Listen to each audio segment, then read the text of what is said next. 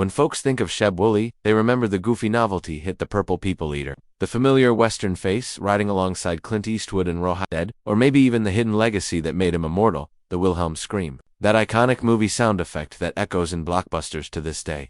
But buried deep in his dusty memoirs, in a chapter his publisher nearly cut, lies the confession that shocked the small circle who read it before it disappeared again. He called it "He Was Massive," a single line that hinted at the biggest, weirdest, and strangely tender secret of his entire Hollywood life. For decades, Sheb Wooley played the tough guy, the gunslinger, the harmonica-blowing cowboy who'd grin at the camera, then ride off into the sunset.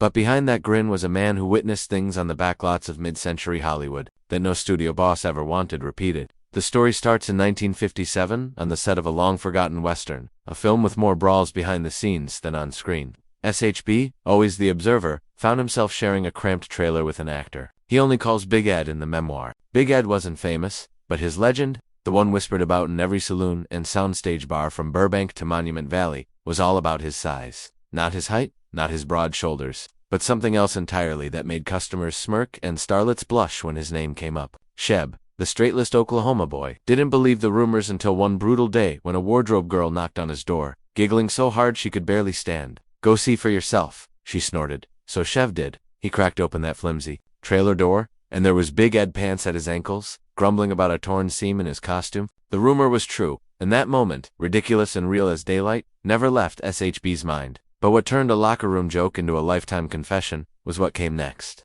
SHB saw Big Ed struggle the way the studio costumers gossiped. The producers teased him. The co-stars used it as leverage when contract negotiations got rough. Hollywood's dirty little secret wasn't just scandalous, it was cruel. Big Ed couldn't get roles that needed riding horses. Customers couldn't fit him into standard costumes. He was locked out of romantic leads because the censors found him too distracting. And while the legend made him a backlot celebrity, it trapped him in endless bit parts. The bouncer, the henchman, the silent muscle. No one ever asked if Big Ed wanted more than that, but SHB did. In his memoir, Sheb writes about long nights at Desert Motel where they'd sit outside their trailers, sip cheap beer, and talk about everything. Ed's lost dreams of Shakespeare, his secret wish to be in comedies, his heartbreak when leading ladies laughed instead of listened.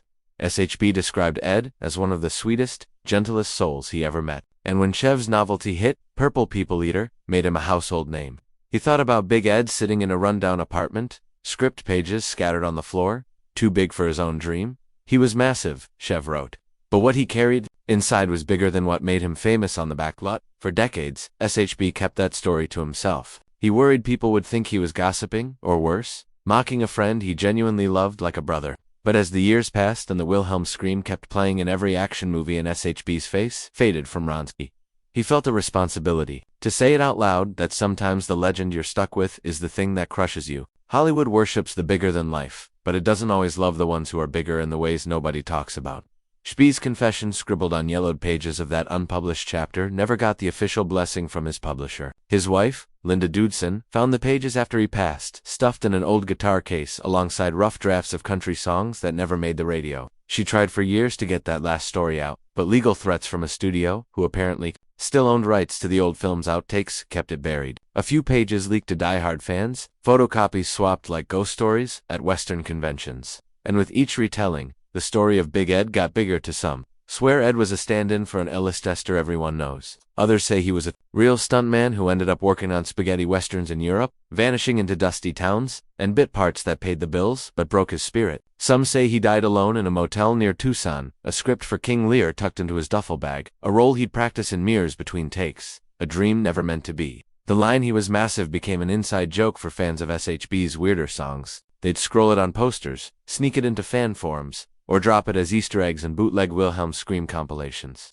But those who read SHB's own words know it was never a punchline. It was a testament to every Big Ed who walked Hollywood's dusty streets, carrying a legend too big to fit in the frames the studios built for them. SHB, the man behind so many legends, novelty hits, TV cowboys, the scream heard around the world, left behind one final tale, part confession, part plea, that the people we laugh about are often the ones we should have listened to. In the end, he wrote, he was massive, but his heart was bigger. And I hope someone somewhere remembers him, not for what made folks snicker, but for what he dreamed of, and what they never let him be. And so hidden in a dusty guitar case behind the howl that will echo forever in Hollywood's backlots, Sheb Wooley's last secret lives on a story about the biggest man who never got his due, told by the cowboy who sang about purple monsters but knew the real monsters were studio suits. Subscribe to Hollywood Untold for more emotional stories behind music legends and the feuds that shaped rock history. Tap the bell to never miss a beat.